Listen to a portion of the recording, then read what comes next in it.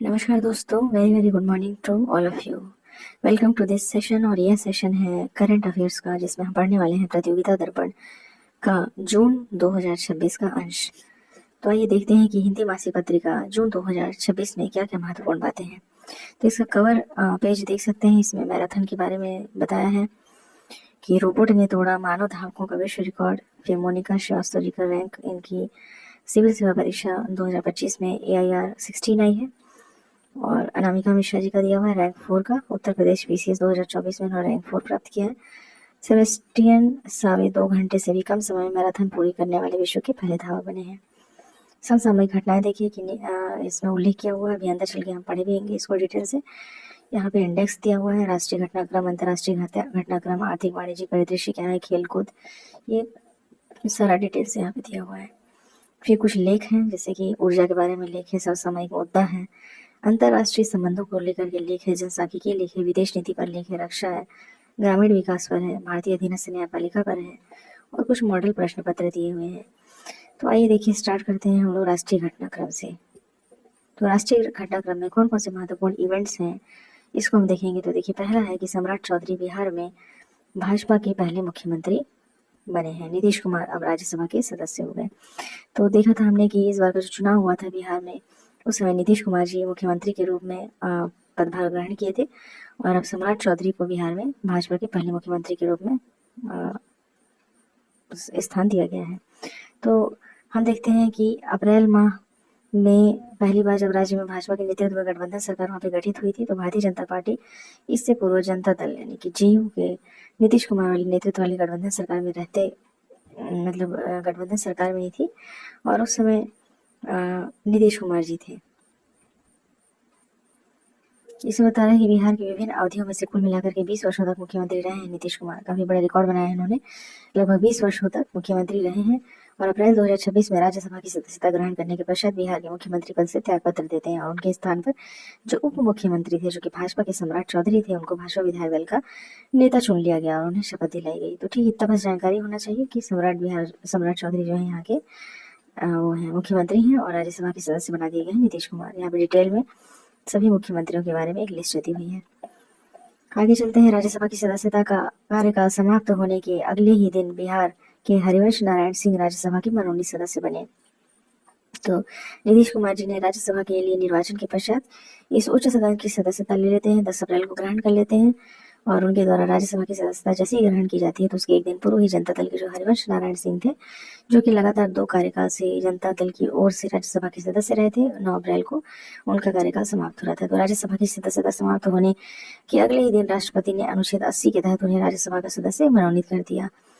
तो राज्यसभा का सदस्य उनको मनोनीत कर देते हैं। तो एक मनोनीत सदस्य पूर्व मुख्य न्यायाधीश जस्टिस रंजन गोगोई थे, जिनका 6 वर्षीय कार्यकाल 16 मार्च 2026 को पूरा होने के कारण उच्च सदन में मनोनीत सदस्यों की सीट रिक्त थी। तो मनोनीत कितने सदस्य होते हैं हमको पता है कि 12 सदस्य ही राज्यसभा के लिए मनोनीत किए जाते हैं, बाकी का तो चयन होता है। तो हरिवंश नारायण सिंह जी को मनोनयन के साथ अब 12 सीटें जो है वहां पे भर गई हैं। यह पहला ही अवसर है कि राज्यसभा का कोई मनोनीत सदस्य इस सदन का उपसभापति चुना गया है। ये हरिवंश नारायण सिंह जो थे वो उपसभापति भी चुने गए। ये महत्वपूर्ण है कि मनोनीत सदस्य को उपसभापति बनाया गया, ये यहाँ पे काफी महत्वपूर्ण है।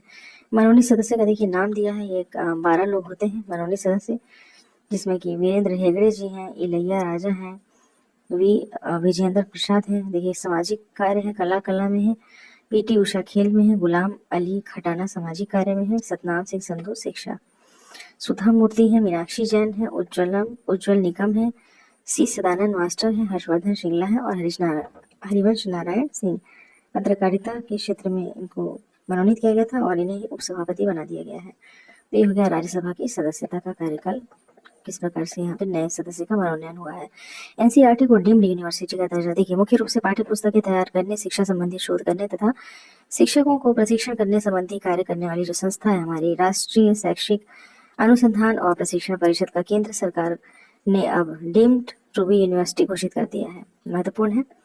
ज्ञातव्य है कि देखिए जो NCERT स्कूली शिक्षा के लिए सर्वोत्तम संस्था के रूप में कार्य करता है और उसमें शैक्षणिक अनुसंधान और पाठ्यक्रम विकास के साथ साथ पाठ्य सामग्री एवं शिक्षण अध्ययन सामग्री का विकास भी शामिल होता है। तो डीम्ड यूनिवर्सिटी का दर्जा प्राप्त होने से NCERT अब स्वयं स्नातक, स्नातकोत्तर एवं डॉक्टरेट पाठ्यक्रम संचालित कर सकेगी। अगला देखिए क्या है, स्टील्थ फ्रिगेट जो है INS तारागिरी भारतीय नौसेना में शामिल कर लिया गया है। तो भारतीय नौसेना में पहले तो इसका नाम हमको पता होना चाहिए कि नौसेना के बारे में बात की जा रही है, क्योंकि नौसैनिक शक्ति को हम अपनी सुरक्षा के दृष्टिकोण से समुद्री सुरक्षा के लिए काफी कार्य कर रहे हैं। तो इसका नाम क्या है, हथियारों और सेंसर सिस्टम से लैस जो है स्टील्थ फ्रिगेट INS तारागिरी। रक्षा मंत्री राजनाथ सिंह ने, रक्षा प्रमुख जनरल है हमारे अनिल चौहान, नौसेना के प्रमुख एडमिरल कौन है, दिनेश त्रिपाठी जी। तो इन सब की उपस्थिति में ये होता है, कहाँ होता है, विशाखापट्टनम में होता है। विशाखापट्टनम में नौसेना में शामिल कर लिया जाता है। बस इतना ही महत्वपूर्ण है कि तारागिरी जो है वो INS तारागिरी भारतीय नौसेना में शामिल किया गया। कहाँ पे किया गया है, विशाखापट्टनम में किया गया है। देखिए हम धीरे धीरे अपने रक्षा क्षेत्र में प्रौद्योगिकी की क्षमता को बढ़ा रहे हैं, आत्मनिर्भर बन रहे हैं और नौसैनिक शक्ति को एनहेंस करने की कोशिश कर रहे हैं। तो ऐसे में INS तारागिरी भी क्या है, आधुनिक रडार, ब्रह्मोस तथा सतह से हवा में मार करने वाली मिसाइलें हैं, जिसमें कि उच्च तीव्रता वाले युद्ध से लेकर समुद्री सुरक्षा, समुद्री जो डकैती होती है, विरोधी अभियान, तटीय निगरानी और मानवीय मिशन की भूमिका में हर तरीके से फिट बैठता है।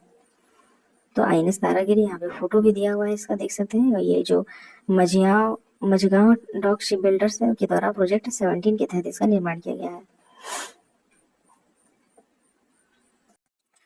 देखिए साइबर ठगों से बचाव के लिए CBI आधारित जो AI आधारित चैटबॉट है अभय, इसको सौंपा गया है, राष्ट्र को समर्पित किया गया है। ये क्या चीज़ होता है इसको देखते हैं कि जैसे चैटबॉट का क्या मतलब होता है, जैसे कि चैटबॉट ChatGPT है या फिर और AI के थ्रू बहुत सारे प्लेटफॉर्म आ गए हैं।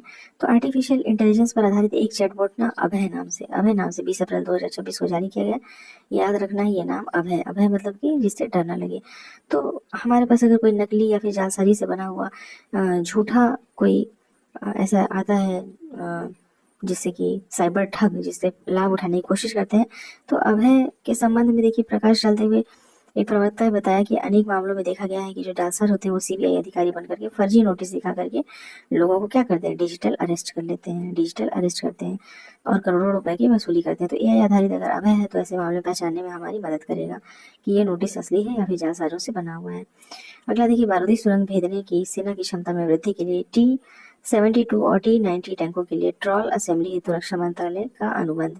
तो जो घातक बारूदी सुरंग होते हैं हमारे क्षेत्र को सुरक्षित रहते हुए पार करने की क्षमता सेना को प्रदान करने के लिए रक्षा मंत्रालय ने क्या किया है, T-72 और T-90 टैंकों के लिए ट्रॉल असेंबली की खरीद के लिए 2 स्वदेशी रक्षा उत्पाद कंपनियां भारतीय अर्थ मूवर्स लिमिटेड व इलेक्ट्रो न्यूमेटिक्स एंड हाइड्रोलिक्स प्राधिकरण लिमिटेड के साथ अनुबंध किया है।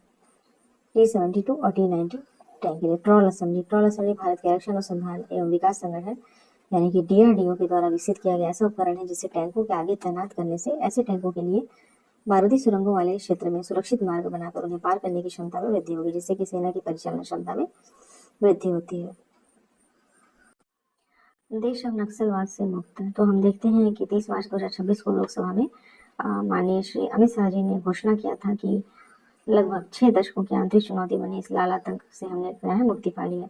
31 मार्च 2026 तक मुक्त करने का लक्ष्य था और हमने जो है घोषणा कर दी है। 30 मार्च 2026 को लोकसभा में घोषणा कर दी थी।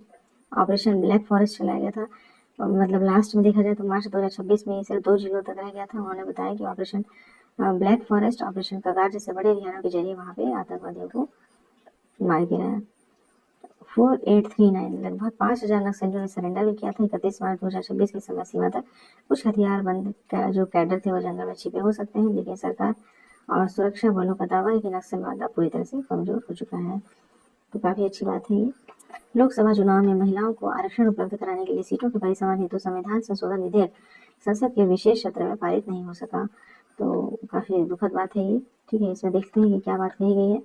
2029 को देखिए हमारा ये अगला चुनाव होना था, है ना, 2029 में। तो आरक्षण का यह प्रावधान जो है 2029 के लोकसभा चुनाव के पहले लागू करने के लिए लोकसभा की सीटों की संख्या बढ़ाने के लिए 3 अंतर संबंधित विधेयक पारित किए जाने के लिए विशेष सत्र का आयोजन किया गया था। तो इसमें 131वां संविधान संशोधन विधेयक 2026 जिसमें कि नारी शक्ति बंधन संशोधन विधेयक जिसमें कि महिला आरक्षण लागू करने के लिए लोकसभा की सीटों की संख्या 543 से बढ़ाकर के 850 करने का प्रस्ताव था, जिसमें कि 815 सीट किसके लिए रहेगा, राज्यों के लिए, 815 राज्यों के लिए था और 35 जो है वो केंद्र शासित क्षेत्रों के लिए प्रस्तावित थी। तो ये सीटों की अधिकतम संख्या 850 जो है यहाँ पे प्रस्तावित किया गया था। नारी शक्ति वंदन संशोधन विधेयक का एक संविधान संशोधन विधेयक होने के कारण इसे पारित करने के लिए 2/3 मत की आवश्यकता थी, क्योंकि हम संशोधन कर रहे हैं ना, संविधान संशोधन, तो 2/3 मत की यहाँ पे आवश्यकता थी। सरकार का मानना था कि महिला आरक्षण कानून लागू कराने के लिए विपक्षी दलों का समर्थन इसके लिए मिलेगा, पर विपक्षी दलों की कुछ महिला सांसदों ने विधेयक के समर्थन में वक्तव्य भी दिए थे। इसके बाद जो 2 दिन जो चर्चा चली है उसके बाद भी ये पारित नहीं हो पाया है। पक्ष में जो है 298 मत पक्ष में पड़े थे, जबकि विपक्ष में पड़े मतों की संख्या 230 रही।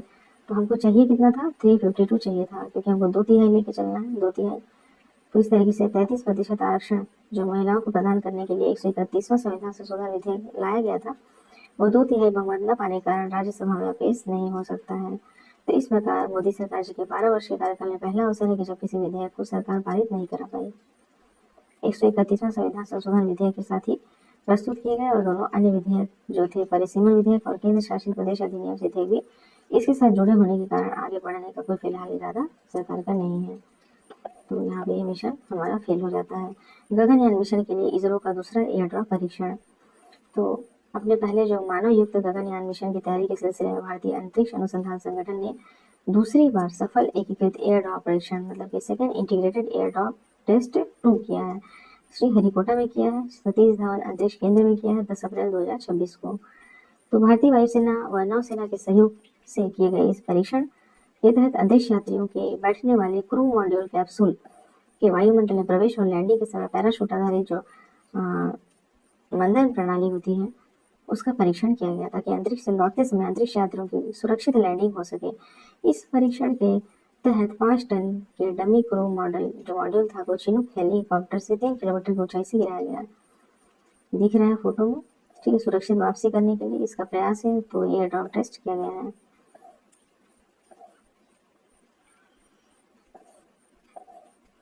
इसे पूरा डिटेल दिया है कि कब कब हमने प्रयास किया, नासा के साथ किया था।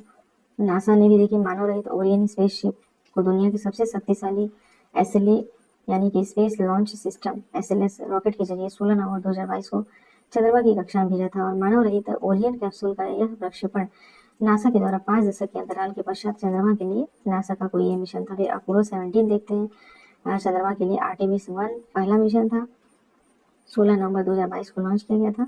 मानव युक्त मिशन में देखेंगे तो आर्टेमिस 2 और आर्टेमिस 3 के लिए सुरक्षा एवं तकनीकों की जांच की जानी थी।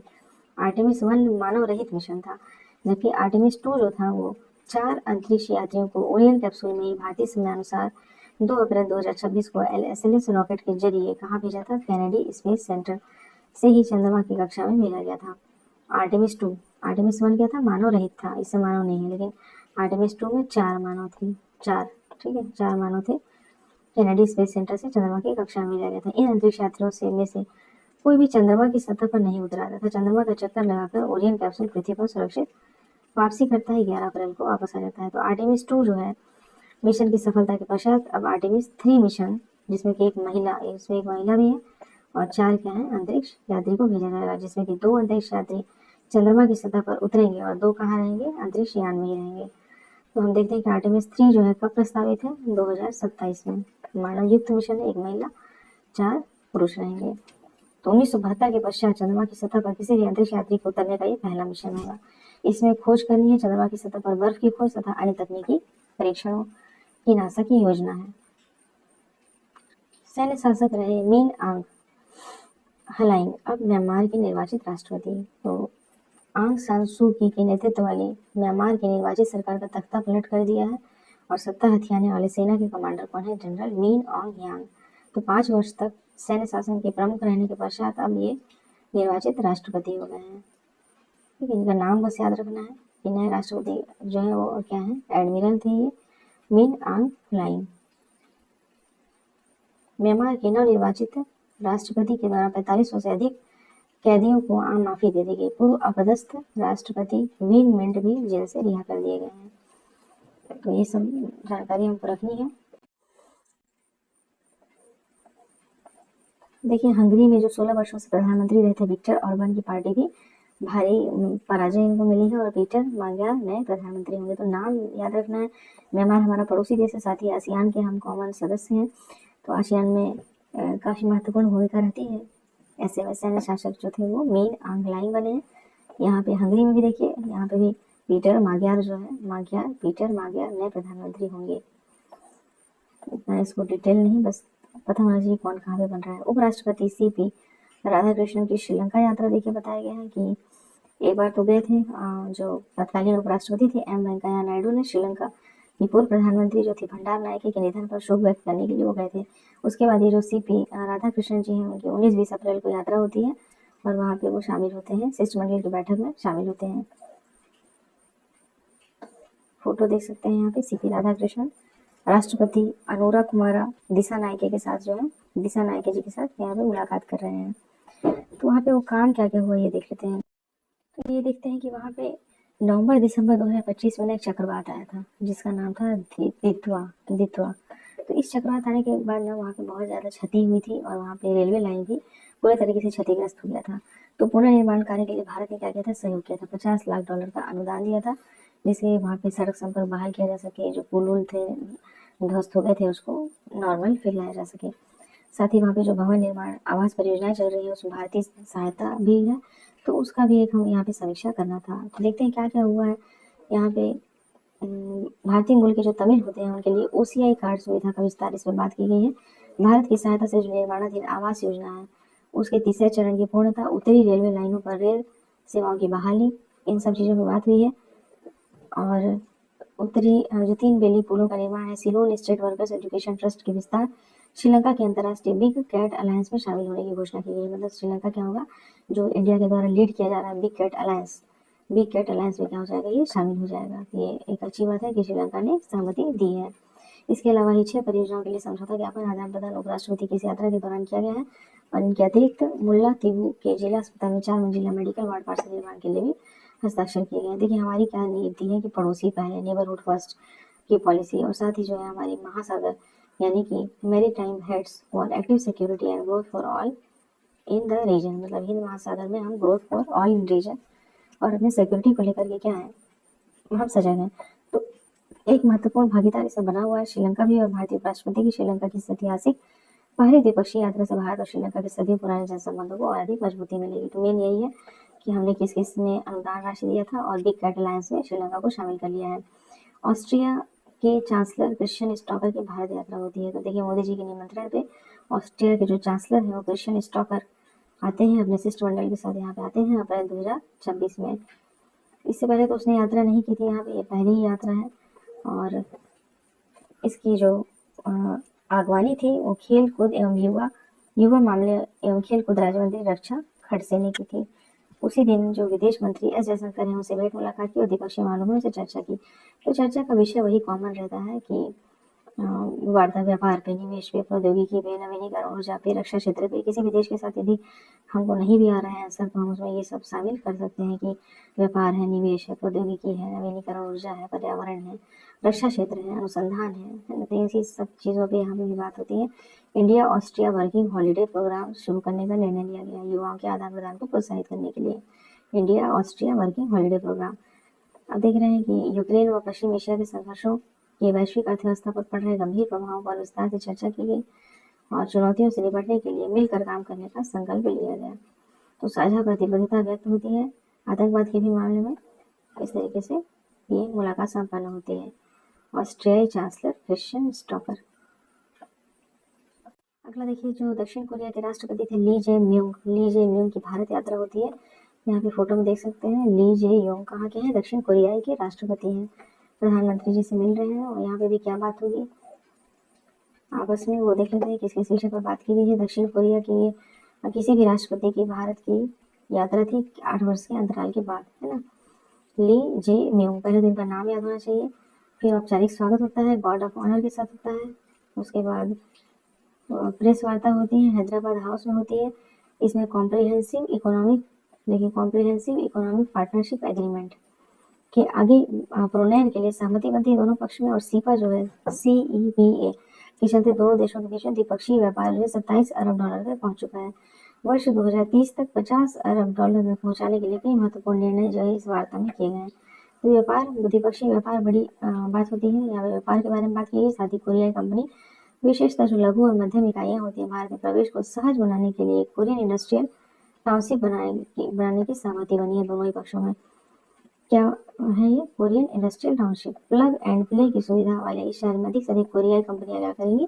निवेश कर सकेंगी। तो दोनों शासन प्रमुखों का वार्ता हुआ है। Artificial intelligence, AI, semiconductor, electronics, advance manufacturing, e mobility, green engineering, देखिए एक नया टर्म है ना, ग्रीन इंजीनियरिंग, ये सब क्षेत्रों में सहयोग संवर्धन पर भी सहमति बनी रही। ठीक है, इस प्रकार से सहमति बनी रहती है। आगे देखेंगे, चिप्स से लेकर के शिप्स तक, टैलेंट से लेकर के टेक्नोलॉजी तक और एनवायरनमेंट से लेकर के एनर्जी तक, हर क्षेत्र में योगदान के लिए नए अवसरों को साकार करेंगे। इसलिए इंडिया कोरिया डिजिटल वित्त की शुरुआत की जा रही है। देखिए कोरियन कंपनी टेक्नोलॉजी में वैसे भी बहुत ही समृद्ध है। तो ये सब लाइन यूज किया जा सकता है कि चिप्स से लेकर के शिप्स तक, है ना, टैलेंट से लेकर के टेक्नोलॉजी तक और एनवायरनमेंट से लेकर के एनर्जी तक, हर क्षेत्र में सहयोग के नए अवसर, इसको लिख लेना चाहिए, इन सब लाइनों को लिख। तो कुल मिलाकर के ये व्यापारिक संबंध पे सहमति थी और इंडिया कोरिया वित्तीय मंच इसकी शुरुआत होती है। और इस पर और भी विषयों में बात होती है, जैसे कि जो संकट चल रहा है हमारा, पश्चिम एशिया संकट है, इसमें तो जो भी देश आएगा ना मिलने, इस पर बात जरूर होगी, इसलिए इसको अलग से वो रखना है। शांतिपूर्ण, स्थिर, समावेशी हिंद प्रशांत क्षेत्र के लिए संयुक्त प्रयास तेज करने के लिए बात होती है। इंटरनेशनल सोलर अलायंस, जिसमें कि ISA भारत लीड करता है, और इंडो पैसिफिक ओशन इनिशिएटिव से जुड़ने की भी घोषणा दक्षिण कोरिया की वार्ता में की गई है। तो 15 महत्वपूर्ण समझौते भी देखिए MOU हुआ है दक्षिण कोरिया के साथ, काफी महत्वपूर्ण है।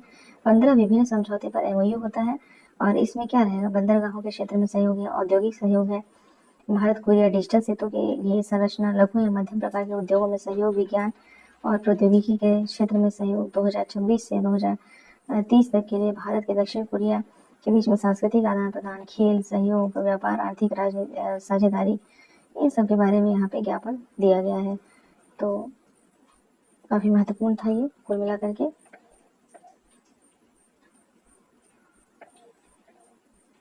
आगे देखते हैं, विश्व के 100 सर्वाधिक प्रभावशाली लोगों के टाइम की वर्ष 2026 में भारत के कौन कौन से हस्तियों का नाम है। टाइम सूची जारी की जाती है प्रभावशाली लोगों की। तो इसमें हम देखते हैं कि कलाकार आते हैं, आर्टिस्ट आते हैं, पायोनियर्स आते हैं, अग्रदूत आते हैं, नेता आते हैं, लीडर्स, इनोवेटर्स, आइकॉन्स और टाइटन्स की श्रेणी में शामिल किया गया है। तो हमारे इसमें भारतीय मूल के व्यक्तियों में बॉलीवुड स्टार जो है रणवीर कपूर को लिया गया है। यहाँ देखिए फोटो में बना हुआ है रणवीर कपूर, सुंदर पिचाई और विकास खन्ना 3 लोग हैं जो कि टाइम जो मैगजीन है उसमें 3 हस्तियों का नाम इसमें शामिल है। तो ये रणवीर कपूर है, सुंदर पिचाई जो है वो क्या है, गूगल के CEO हैं, तथा भारतीय मूल के शेफ हैं ये विकास खन्ना, ठीक है, शेफ हैं, ये शेफ हैं। सुंदर पिचाई क्या है, गूगल के CEO हैं, और रणवीर कपूर क्या है, कलाकार हैं। तो इस तरीके से 3 लोगों का सर्वाधिक प्रभावशाली सूची में नाम दिया गया। तो 2025 की सूची में पिछले वर्ष यानी कि भारतीय नाम नहीं था, इस बार 2026 में इन तीनों को स्थान मिला है, तो इस वजह से इम्पोर्टेंट है। रणवीर कपूर को आर्टिस्ट की श्रेणी में दिया गया है। वहीं इस श्रेणी में देखिए अमेरिकी अभिनेत्री क्लेयर डेंस, हमको अमेरिकी वाला याद नहीं रखना है। पायोनियर्स की श्रेणी में चीनी ताइपे, सेमीकंडक्टर कंपनी के CEO, ओपन AI की CFO सारा फियार, देखिए जिसका समय चल रहा है वही लोगों को दिया गया है। AI इस समय ट्रेंड है, AI के बिना कोई कार्य संभव नहीं हो रहा, तो पायोनियर्स की श्रेणी में इनको दिया गया, सेमीकंडक्टर कंपनी और ओपन AI। और बाकी में देखिए गूगल के CEO हैं हमारे, टाइटन श्रेणी में 2026 में इस सूची में स्थान दिया गया है।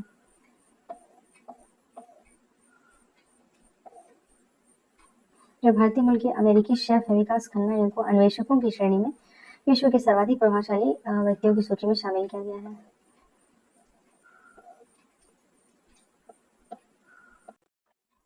इसके बाद हम देखते हैं कि एक बड़ा परिवर्तन हुआ है यहाँ पे कि जापान ने घातक हथियारों के निर्यात पर से प्रतिबंध हटा लिया है। देखिए क्या हुआ था कि जो नागासाकी हिरोशिमा वाली घटना हुई थी, उसके बाद बहुत ही शांतिप्रद नीतियाँ लागू की गई थी और जापान भी नहीं चाहता था कि कोई ऐसा घातक हथियार या फिर इसका निर्यात मतलब लगातार किया जाए। अभी लेकिन वैश्विक परिस्थितियाँ बदल रही हैं और इसके बाद जो शांतिवादी संविधान, जापान ने लंबे समय तक अधिकांश हथियारों के निर्यात पर प्रतिबंध लगाया हुआ था, तो अब उस जो वैश्विक तनाव में वृद्धि हुई है, इसके कारण इन सब नीतियों में कुछ ढील दी गई है। तो इनके जो क्षेत्र होते हैं जैसे कि बचाव है, परिवहन है, सतर्कता है, निगरानी है, बारूदी सुरंगों को हटाने तक ही सीमित रखा गया था। जापान सरकार का मानना है कि हथियारों के निर्यात पर से प्रतिबंध हटाने का ताजा निर्णय तेजी से जो बदलती हुई सुरक्षा परिदृश्य है उसके बीच जापान की सुरक्षा के लिए किया गया है। तो ठीक है, अमेरिका, इसराइल व ईरान युद्ध विराम के बावजूद तेल टैंकरों व समुद्री जहाजों पर गोलीबारी जो है वो जारी। इसके बाद हमारा आता है आर्थिक वाणिज्यिक परिदृश्य, जो कि वैश्विक चुनौतियों के बावजूद भारत क्या कर रहा है, आयात और निर्यात दोनों में वृद्धि कर रहा है। भारत के रक्षा उत्पादों के निर्यात में वृद्धि हो रही है। मौद्रिक नीति जो हमने बनाई है उसमें जो समीक्षा हुई है, रेपो दर सहित प्रमुख बैंकिंग दरें जो है अपरिवर्तित रही हैं और पहली तिमाही के लघु बचतों पर ब्याज दरों में कोई परिवर्तन नहीं किया गया है। दक्षिण पश्चिम मानसून सामान्य से कम रहने का मौसम का विभाग का पूर्वानुमान था।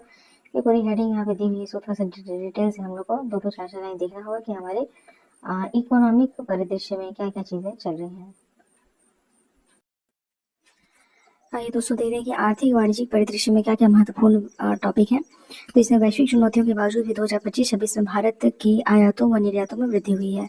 तो हम देखते हैं कि अमेरिकी टैरिफ लगाए गए थे और जो वित्तीय वर्ष है 2025-26 में भारत के निर्यात व्यापार पर दबाव बनाए रखा गया। वहीं पश्चिमी एशिया में चल रहे जो भू राजनीतिक तनाव था, जो जियो पॉलिटिकल सीनरियो वहाँ का चल रहा था और यहाँ पे टेंशन क्रिएट की गई थी। समुद्री मार्गों विशेषतर की जो हॉर्मुज स्ट्रेट है उसमें बाधाओं के कारण मार्च 2026 में आपूर्ति व्यवधान होता है और 2025-26 में भारत का विदेशी व्यापार काफी दबाव में रहा। तो ईरान युद्ध के कारण मार्च 2026 में ही खाड़ी देशों के निर्यात में पिछले वर्ष की समान अवधि की तुलना में देखा जाए तो 58% की गिरावट आई। मतलब कहीं पे व्यापार हो रहा है वहाँ पे 58% की गिरावट आ जाती है।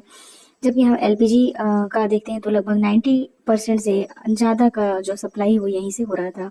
तो ऐसी विषम परिस्थितियों के बावजूद भी देखते हैं कि 2025-26 में भारत के कुल निर्यात यानी कि वस्तुगत निर्यात और सेवाओं के निर्यात दोनों को मिलाते हैं तो 860.09 अरब डॉलर का रहा, जो कि पूर्व वर्ष में कितना था, 825.26 अरब डॉलर के निर्यातों की तुलना में 4.22% अधिक है। तो वर्ष के दौरान आयातों में वृद्धि जो होती है वो कुल आयात मतलब कि 979.40 अरब डॉलर का जो रहा था कुल आयात। तो वर्ष 2025 में भारत के विदेशी व्यापार के अंतिम आंकड़े वाणिज्य एवं उद्योग मंत्रालय के द्वारा जो रिपोर्ट जारी किया गया उसके अनुसार निम्नलिखित है। इन आंकड़ों के हिसाब से हम देखते हैं कि ये जो देखिए यहाँ पे ये बनाया गया है वाणिज्यिक व्यापार में निर्यात की स्थिति ग्राफ के माध्यम से बताया गया है कि मार्च से स्टार्ट होता है, मार्च 2025 से लेकर के मार्च 2026 में भारत का वाणिज्यिक व्यापार अरब डॉलर में कितना रहा। तो ये रेड वाली लाइन बता रही है कि निर्यात, रेड वाली लाइन क्या बता रही है, निर्यात मतलब कि हमने जो एक्सपोर्ट किया है। तो हमारे एक्सपोर्ट में देखिए 42.05 था यहाँ पे शुरुआत में, फिर वहाँ से लगभग 38.92 ये मार्च 2026 की स्थिति में इतना किया गया है। आयात में देखते हैं तो आयात में 63.74 अरब डॉलर का चल रहा था और यहाँ आते आते ये 2026 में मतलब मार्च 2026 में 59.59 अरब डॉलर का रहता है ये। तो ये वाणिज्यिक व्यापार की स्थिति है, उतार चढ़ाव लगा रहा और उतार चढ़ाव की स्थिति में हमने किस प्रकार से सामंजस्य बैठाया है वो ये जो ग्राफ है वो बताता है। और यहाँ भारत का वाणिज्यिक व्यापार अरब डॉलर में देखते हैं तो मार्च 2025 यहाँ पे ये बार डायग्राम के माध्यम से बता दिया है शॉर्ट में कि निर्यात भी कम हुआ है, आयात भी कम हुआ है। कुल मिलाकर के अगर हम देखें तो निर्यात और आयात दोनों में यहाँ -7.44% की गिरावट आई है और यहाँ पे -6.51% की गिरावट आई है। मतलब 42 था तो 38 हो गया और यहाँ 63 था तो ये 59 हो गया है। ये एकदम शॉर्ट एंड स्वीट में निर्यात और आयात दोनों में ही कमी आई है। और अप्रैल मार्च स्थिति में ये बार डायग्राम के माध्यम से बता दिया है कि निर्यात में और आयात में और व्यापार का अंतर कितना रहा। तो -333.220 का यहाँ पे अरब डॉलर में अंतर मतलब व्यापार में अंतर यहाँ पे मिलता है। तो ये शॉर्ट में जो है ये पूरे लेख को ये डायग्राम के माध्यम से यहाँ पे कितने प्रतिशत की घटोतरी हुई है, कितने प्रतिशत की बढ़ोतरी हुई है और क्या आयात निर्यात की स्थिति रही है ये बता दिया गया है। अब यहाँ पे एक और चार्ट एक और टेबल ग्राफ के माध्यम से बताया है कि भारत में विदेशी व्यापार, वस्तुगत व्यापार एवं सेवा व्यापार के आंकड़े, जिसमें कि निर्यात देखिए 2024-25 में होता था 437.70 ये अरब डॉलर में है। अभी यहाँ पे निर्यात हुआ है 441.78 का 25-26 की स्थिति में 441.78। आयात देखेंगे तो 721 का हुआ था, 721 का जो कि अभी 774 हुआ है। व्यापार शेष देखेंगे यानी कि ट्रेड बैलेंस तो यहाँ पे -283.50 है, यहाँ पे -333.20 है। सेवाओं का व्यापार, ये तो वस्तु का व्यापार हो गया, वस्तु के व्यापार में भी देखिए -333.20 का क्या है, ट्रेड बैलेंस है, यानी आयात हमारा ज़्यादा है और निर्यात हमारा कम है। निर्यात प्राप्तियों में देखते हैं सेवा में, तो सेवा में पहले 387.55 था 2024-25 में, जो कि 418.31 यानी कि बढ़ा। और आयात भुगतान 198.72 था, जो कि 202.42। इसमें मोटा मोटा हमको याद रखने की ये आवश्यकता है कि निर्यात और आयात दोनों पे ही प्रभाव तो पड़े हैं, है ना, दोनों पे ही प्रभाव पड़ा है।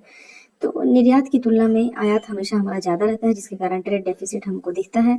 और सेवाओं में व्यापार देखते हैं तो निवल प्राप्तियां हमको प्राप्त हुई है 213.89 अरब डॉलर की। वस्तु और व्यापार को अगर हम कलेक्ट करके बोलते हैं तो व्यापार शेष हमारा 6.47% की वृद्धि बता रहा है। वस्तुगत निर्यातों में नॉन पेट्रोलियम निर्यात जो था हमारा 387.88 अरब डॉलर का था, जो कि पूर्व वर्ष में 374.32 अरब डॉलर का था। तो इसमें सिर्फ ये हमको टेबल देखने की आवश्यकता है, बाकी डिटेल इसमें पढ़ा जा सकता है। भारत में रक्षा उत्पादों के निर्यात में वृद्धि हुई है। हम देख रहे हैं कि हम अपने रक्षा उत्पादों में तो आत्मनिर्भर होते जा रहे हैं, अपने ड्रोन खुद बना रहे हैं, अपनी मिसाइलें बना रहे हैं। तो रक्षा उत्पादों में हम पूर्णतः निर्भर रहे हैं। आयात के मामले में भी तो भारत अब इन उत्पादों का निर्यात भी करना शुरू कर दिया है, ताकि व्यापार हमारा बढ़े और हमसे क्या रक्षा उत्पाद लोग खरीदें, हमारे पड़ोसी देश हैं या अन्य देश भी खरीदें। तो हम निर्यात में हम चाह रहे हैं कि हमें उपलब्धि हो। आयात तो अब हम कम करेंगे ही, साथ ही निर्यात में भी वृद्धि हुई है। तो हम ये देखते हैं कि यहाँ पे 2024-25 में जो भी हमारा रक्षा उत्पाद का निर्यात किया गया है उसकी तुलना में 62.66% जो है अधिक है 2025-26 का निर्यात। ठीक है, तो रक्षा उत्पादों में हम लगातार, ये मेंस का प्रश्न हो सकता है, इंटरव्यू में भी पूछा जा सकता है। तो रक्षा उत्पाद में हम क्या कर रहे हैं, आत्मनिर्भर भी बन रहे हैं और साथ में हम निर्यात करने की भी स्थिति में है। तो निर्यात में रक्षा क्षेत्र की सार्वजनिक उपक्रम जो होती है DPSU कहा जाता है, डिफेंस पब्लिक सेक्टर अंडरटेकिंग, ये कंपनी भी अच्छा है, इसको नाम याद रखना चाहिए। सार्वजनिक उपक्रम की कंपनी है defence sector undertaking, DPSU, defence public sector undertaking है। इसका योगदान कितना रहा है, 21,000 करोड़ लगभग, याद रखना 21,000 करोड़, तथा निर्यात क्षेत्र की इकाइयों का योगदान 1735 करोड़ रहा है। ठीक है, तो कुल निर्यात में सार्वजनिक और निजी क्षेत्र की इकाइयों का योगदान देखा जाए तो सार्वजनिक का 54 मतलब 50% से ज़्यादा है, लगभग 55% याद रख सकते हैं, और लगभग 45% जो है वो निजी इकाइयों का है। तो अब हम केवल ऐसा नहीं है कि डिफेंस सेक्टर में रिसर्च एंड डेवलपमेंट कर रहे हैं और हम आत्मनिर्भर होने का प्रयास कर रहे हैं तो हम ऐसे ही बैठे रहेंगे, हम निर्यात भी करेंगे ताकि हमारी अर्थव्यवस्था को भी थोड़ा सा बल मिले, और साथ में ही पॉलिटिकल लेवल पे जो प्लेटफॉर्म है उसमें हमको भी सराहना मिलनी चाहिए।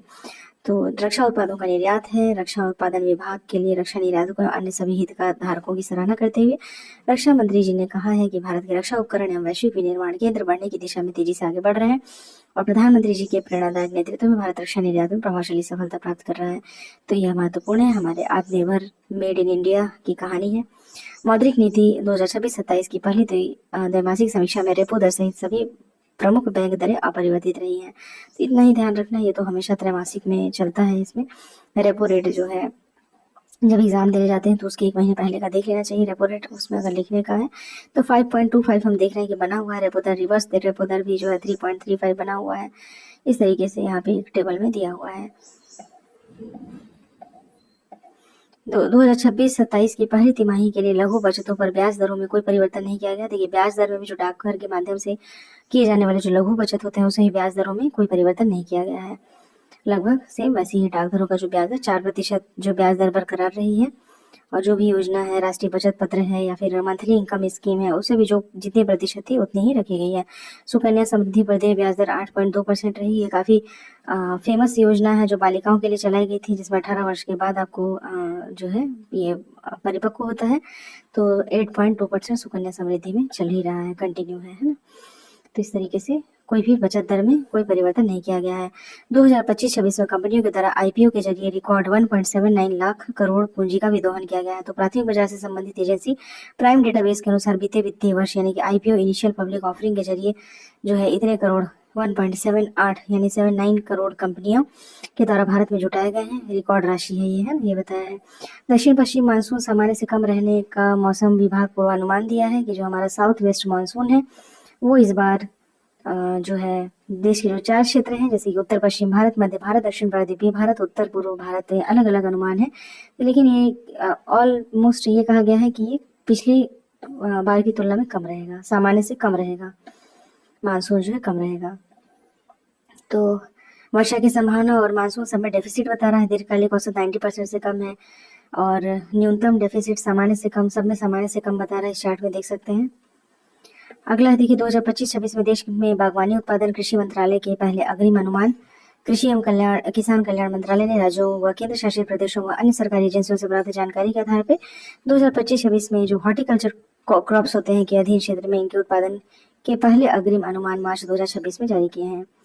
2026 में सामान्य से कम मानसून का पूर्वानुमान ये देखिए फोटो में मैप के माध्यम से बताया गया है कि सामान्य से कितना % कम रहेगा। कहीं पे 1% है, 6% है, 27% है, 31% इस प्रकार से पूरा बताया गया है।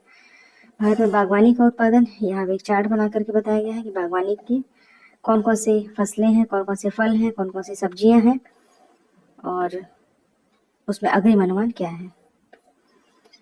आगे देखते हैं विश्व बैंक 2026-27 में भारत में जीडीपी वृद्धि के लिए पूर्वानुमान को बढ़ाकर 6.6% कर दिया। तो ये महत्वपूर्ण है क्योंकि जीडीपी वृद्धि के लिए जो पूर्वानुमान है उसे 6.6% कर दिया गया है।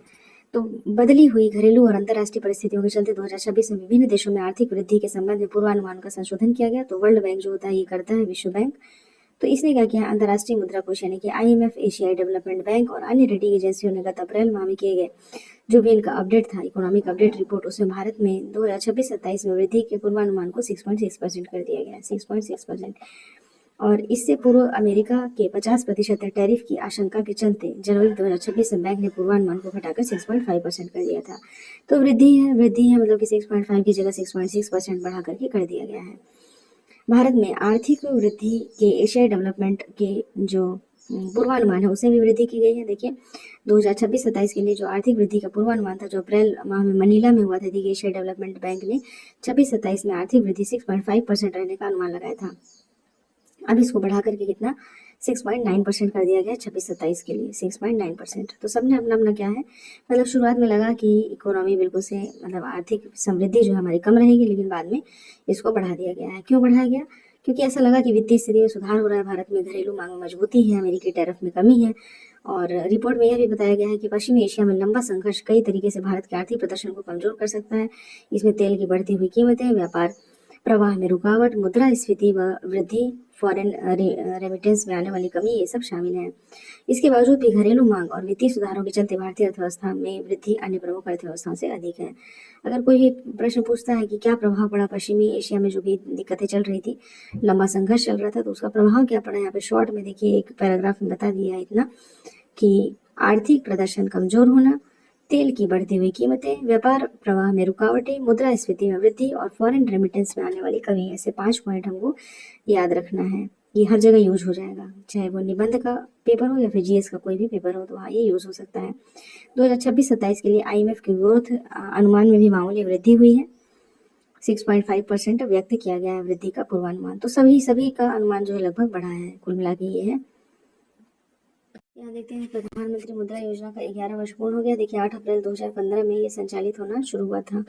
प्रधानमंत्री मुद्रा योजना 8 अप्रैल 2015 को प्रारंभ की गई। प्रधानमंत्री मुद्रा योजना के 11 वर्ष 8 अप्रैल 2026 को पूर्ण हो जाते हैं। फंडिंग एंड अनफंडेड के प्रधानमंत्री के दृष्टिकोण के साथ शुरू की गई मुद्रा योजना उन छोटे उद्यमों को बिना किसी जमानत के ऋण उपलब्ध कराती है जिन्हें औपचारिक संस्थान से गंभीर चुनौतियों का सामना करना पड़ता है। इसमें देखिए कि गैर कॉर्पोरेट एवं गैर कृषि आय अर्जित करने की गतिविधियों के लिए आसानी से बिना भी किसी जमानत के 20 लाख तक का ऋण इस योजना के तहत स्वीकृत किया जा सकता है। 20 लाख तक का ऋण। योजना के 11 वर्ष पूर्ण हो चुके हैं और वित्त मंत्रालय ने 8 अप्रैल 2026 की एक विज्ञप्ति में बताया है कि 2015-16 से लेकर के 2025-26 तक की 11 वर्षों की योजना अवधि में कुल मिलाकर के कितने 57.79 करोड़ के जो ऋण है वो विभिन्न लाभार्थियों को स्वीकृत किए गए हैं, जिनसे कुल मिलाकर के जो 40.07 लाख करोड़ की राशि है वो ऋण के रूप में स्वीकृत की गई है। विभिन्न वर्षों में स्वीकृत ऋणों की संस्था तथा स्वीकृत ऋण राशियां चित्र में प्रदर्शित है। तो 11 वर्ष पूर्ण हो गए हैं। इसमें कोई शॉर्ट नोट आ सकता है कि प्रधानमंत्री मुद्रा योजना क्या थी और किस प्रकार से इसमें फंडिंग किया जाता था और क्या क्या इसके पात्रता है, और शिशु ऋण, किशोर, तरुण प्लस ये भी अपडेटेड हुआ है। इसको एक बार देख सकते हैं कि शिशु जो है वो 50K से कम, 50,000 से कम को क्या कहेंगे, शिशु। फिर 50,000 से लेकर के 5 लाख तक का ऋण दिया जाता है, उसको किशोर कहते हैं। 5 लाख से 10 लाख तक का तरुण कहलाता है। और तरुण प्लस में ये ऐड किया गया नया इंपॉर्टेंट है तरुण प्लस, जिसमें कि 10 लाख से 20 लाख तक के ऋण प्रदान किए जाते हैं। ना जाने कितनी ही बार ये वाला जो क्राइटेरिया है ये क्वेश्चन में पूछा जा चुका है। और अब तो 11 वर्ष पूर्ण हो गए हैं, पिछले बार 10 वर्ष पूर्ण हुए थे तो भी ये प्रासंगिक था प्रश्न, और इस बार के लिए भी प्रासंगिक है। तो तरुण प्लस की श्रेणी में देखिए कि 2024-25 में बढ़ी हुई सीमा जो है लागू की गई थी, यानी कि 10 लाख से 20 लाख तक का ऋण प्रदान करने की, और इसे ऋण मार्च जो है 2026 तक स्वीकृत नहीं किए गए थे। मुद्रा योजना के तहत जो है 11 वर्षों की अवधि में स्वीकृत राशि में से कितना प्रतिशत किसमें दिया गया, जैसे कि 32% देखते हैं सबसे कम शिशु में दिया गया है, 43% किशोर में दिया गया है और 25% तरुण में दिया गया है, जबकि 0.095% जो है तरुण प्लस में दिया गया है। तो सबसे कम तरुण प्लस में है, फिर आपका तरुण में है, उसके बाद फिर आपका सबसे ज़्यादा जो है वो शिशु में है। तो इस तरीके से, सॉरी शिशु में नहीं, किशोर में सबसे ज़्यादा है। तो किस वर्ग को दिया गया, तो 51% ऋण जो है देखिए सामान्य श्रेणी के उपभोक्ताओं को दिया गया, 27% जो है पिछड़े वर्गों को, 16% अनुसूचित जाति और 6% अनुसूचित जनजाति लाभार्थियों को दिए गए। तो यहाँ पे भी सबसे कम जो है अनुसूचित जनजाति के लाभार्थी हमको देखने को मिलते हैं। फिर इसे मैन्युफैक्चरिंग, सर्विस, ट्रेडिंग, मुर्गी पालन, डेयरी, मधुमक्खी पालन, ऐसी कृषि गतिविधियों के लिए भी ऋण दिए गए हैं। और प्रधानमंत्री मुद्रा योजना जो है उसके अंतर्गत सूक्ष्म इकाइयाँ ऋण सुरक्षा के लिए ऋण गारंटी कोष यानी कि credit guarantee fund for the micro units की स्थापना 2016 में की गई थी। तो ये देखते हैं कि 11 गौरवशाली वर्षों का उत्सव भारत मनाया गया है, और यह बैंकिंग रहित लोगों को, बैंकिंग से असुरक्षित लोगों को सुरक्षित करने और गैर वित्त पोषित लोगों को वित्त पोषित करने के लिए सरकार की प्रतिबद्धता को पुष्ट करता है, जिससे कि वित्तीय समावेश को बढ़ावा मिलता है। आगे देखते हैं, आरबीआई जो है वो पेटीएम पेमेंट बैंक का बैंकिंग लाइसेंस रद्द कर दिया है। तो भारतीय रिजर्व बैंक ने निजी क्षेत्र के एक जो पेटीएम पेमेंट्स कहा जाता है, जिसको कि पीपीबीएल यानी कि पेटीएम पेमेंट बैंक लिमिटेड का बैंकिंग लाइसेंस जो रद्द कर दिया। रिजर्व बैंक के अनुसार इसका कामकाज इस तरीके से था कि जो कि जमाकर्ताओं के हित में नहीं था। तो रिजर्व बैंक ने इस आदेश में कहा है कि बैंकिंग रेगुलेशन एक्ट जो 1949 है उसके तहत पेटीएम पेमेंट बैंक का जो बैंकिंग लाइसेंस है वो रद्द कर दिया गया है। नीति आयोग का पुनर्गठन किया गया, जिसमें कि अशोक कुमार लाहिड़ी जो है नए उपाध्यक्ष बनाए गए हैं। हम जानते हैं कि अध्यक्ष कौन होते हैं, प्रधानमंत्री होते हैं। तो उपाध्यक्ष की जब बात आती है तो अशोक कुमार लाहिड़ी जी जो इस थिंक टैंक का उपाध्यक्ष नियुक्त किया गया है, तथा आयोग में 4 नए पूर्णकालिक सदस्यों की नियुक्ति भी की है। तो अटल बिहारी वाजपेयी व डॉक्टर मनमोहन सिंह की सरकार वाले नेतृत्व वाली सरकार में ये क्या थे, चीफ इकोनॉमिक एडवाइजर थे अशोक कुमार लाहिड़ी जी। तो इनको एक प्रमुख स्थान दिया गया है। ये एशियाई डेवलपमेंट बैंक के कार्यकारी निदेशक भी रह चुके हैं, महत्वपूर्ण है। एडीबी के कार्यकारी निदेशक थे, विश्व बैंक के सलाहकार थे और आईएमएफ के प्रधान आर्थिक सलाहकार थे। तो इतने सारे ये सलाहकार थे अशोक कुमार लाहिड़ी जी, इनको नीति आयोग का उपाध्यक्ष यहाँ पे नियुक्त किया गया है। उपाध्यक्ष पद पर अशोक कुमार लाहिड़ी की नियुक्ति के साथ ही भोपाल स्थित Indian institute of science education and research के निदेशक गोवर्धन दास, अखिल भारतीय आयुर्वेदिक संस्थान यानी कि एम्स के जो निदेशक हैं डॉक्टर एम श्रीनिवास, विज्ञान एवं प्रौद्योगिकी विभाग के सचिव अभय करिंदकर तथा प्रधानमंत्री के आर्थिक सलाहकार परिषद के अंशकालिक सदस्य डॉक्टर के.वी. राजू आयोग के पूर्णकालिक सदस्य नियुक्त किया गया। तो पूर्णकालिक सदस्य में और कौन कौन रहेंगे, एम्स के महानिदेशक हैं, IISER Indian institute of science education research के निदेशक हैं डॉक्टर अभय करंदीकर हैं, प्रधानमंत्री के जो आर्थिक सलाहकार और अंशकालिक सदस्य डॉक्टर के.वी. राजू हैं। इसमें प्रधानमंत्री क्या होते हैं, नीति आयोग के अध्यक्ष होते हैं। तो यहाँ पे कुल मिलाकर के जितनी भी चीज़ें हमने पढ़ी है उसका शॉर्ट में अगर देखें एनालिसिस, तो नीति आयोग की संरचना यहाँ पे दिया गया है, जिसमें कि अध्यक्ष हैं माननीय प्रधानमंत्री जी, उपाध्यक्ष हैं अशोक कुमार लाहिड़ी जी और अन्य पूर्णकालिक सदस्य में श्री राजीव गौबा हैं, के.वी. राजू हैं, गोवर्धन दास हैं, अभय करंदीकर हैं और डॉक्टर एम श्रीवाणसन हैं। चूंकि यह गठन हुआ है तो इसमें कोई भी नाम इंपॉर्टेंट है, जैसे आ सकता है कि इनमें से निम्नलिखित में से कौन सा जो है पूर्णकालिक सदस्य नहीं है, या फिर उपाध्यक्ष किसको नियुक्त किया गया है। करंट का इंपॉर्टेंट क्वेश्चन हो सकता है, काफी महत्वपूर्ण प्रश्न ये हो सकता है। आगे चलते हैं, आरबीएल बैंक के विदेशी बैंक बनने का मार्ग प्रशस्त हो गया है।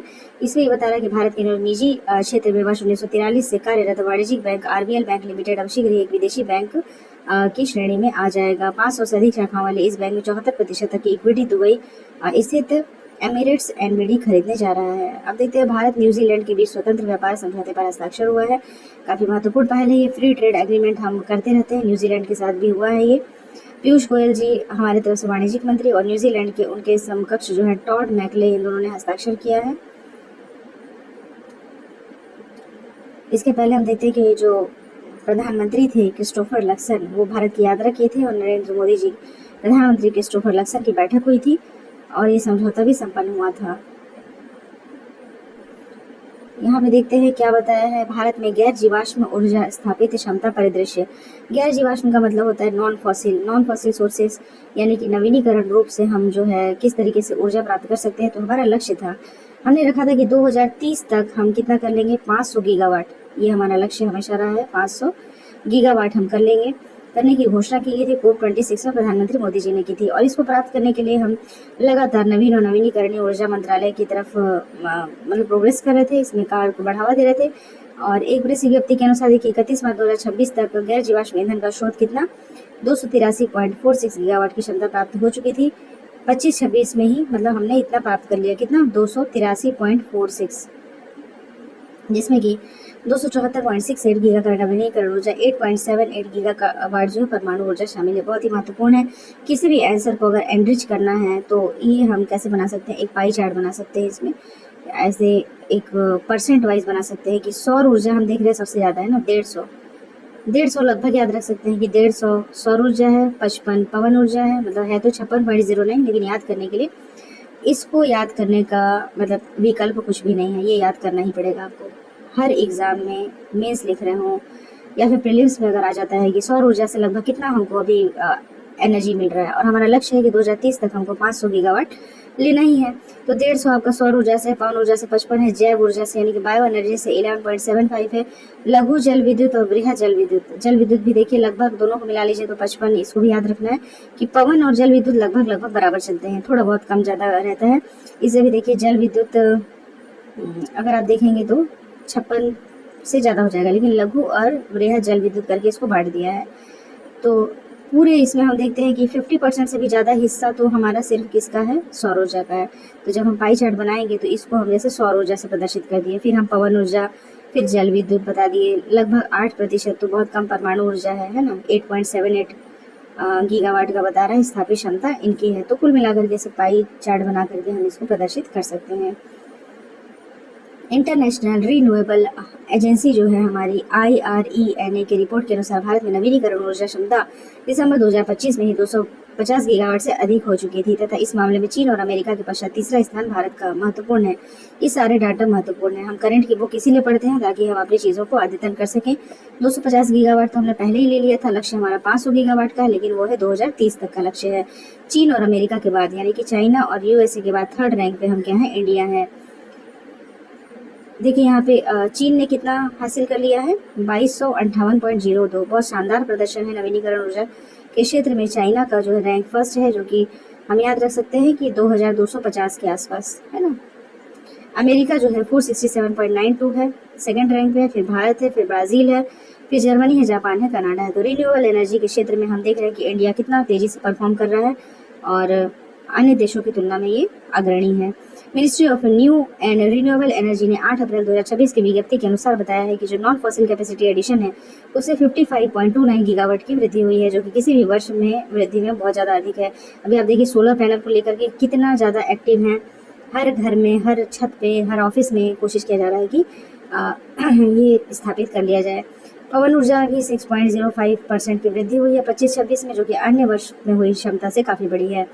पवन ऊर्जा 2014 में अब तक 2.66 गुना बढ़ा है और मार्च 2026 में 56.09 गीगावाट हो गया था। तो हमने देखा 55 याद कर लिया है लगभग, तो 56 पॉइंट समथिंग हम आंसर में लिख सकते हैं। सौर ऊर्जा की बात ही क्या है, जो कि 2014 में, इसको ऐसे हम ग्राफ बना सकते हैं। जब भी एग्जाम में लिखेंगे तो यहाँ लिख देंगे 2014, यहाँ पे लिख देंगे कि ये 2.82 लगभग 2 ही गीगावाट था, और आज की स्थिति में हम देख रहे हैं तो ये कहाँ पहुँच गया, 150, बहुत ज़्यादा है ना, 150 गीगावाट। तो ये ऐसे कुछ चार्ट वार्ट बना देंगे तो आंसर क्या होता है, एनरिच हो जाता है।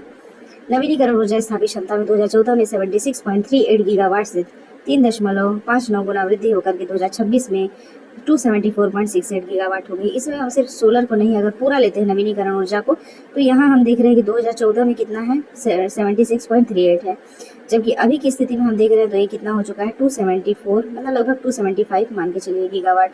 ये वाला ग्राफ, ये वाला चार्ट, ये सभी बहुत ही ज़्यादा, मतलब इससे ज़्यादा महत्वपूर्ण इस पेज में कुछ भी नहीं है। ये 2 पेज आपके बहुत ही शानदार, कहीं पे भी आंसर यूज़ करने के लिए, इवन ये आपको बताने के लिए भी काफ़ी ज़्यादा महत्वपूर्ण है। रुपए के मूल्य में गिरावट के चलते देखिए भारतीय अर्थव्यवस्था में वैश्विक रैंकिंग चौथे स्थान से गिर करके 6वें स्थान पर होने का अनुमान लगाया गया है। पहले देखिए हम बहुत ज़्यादा क्या थे, उत्साहित थे कि हमारी अर्थव्यवस्था सबसे तेज़ी से बढ़ने वाली अर्थव्यवस्था है और हम विश्व के क्या है, चौथी सबसे बड़ी अर्थव्यवस्था है। लेकिन अब देखते हैं कि 2025-26 में जो छठवीं बड़ी अर्थव्यवस्था होने का ताजा अनुमान लगाया गया है। अंतर्राष्ट्रीय मुद्रा कोष यानी कि IMF की वर्ल्ड इकोनॉमिक आउटलुक की जो रिपोर्ट है उसके अनुसार से विभिन्न देशों की GDP जो कि प्रचलित मूल्यों के अनुमान से लाया गया है, उसमें भारत जो है ब्रिटेन और जापान के बाद छठवें स्थान पे चला गया। तो USA हमेशा फर्स्ट पे रहता है, फिर चाइना है आपका, USA, चाइना और जर्मनी के बाद हम कह रहे थे कि हम जो है जर्मनी के बाद जापान को पिछाड़ते हुए 4th रैंक पे आ गए हैं, लेकिन अब 4th रैंक पे आपका जापान है और फिर यूनाइटेड किंगडम है, उसके बाद हम 6वें रैंक पे एग्जिस्ट कर रहे हैं। ये है 6वें रैंक पे भारत। $4.15 ट्रिलियन का इसका क्या है, प्रचलित मूल्य पे GDP है।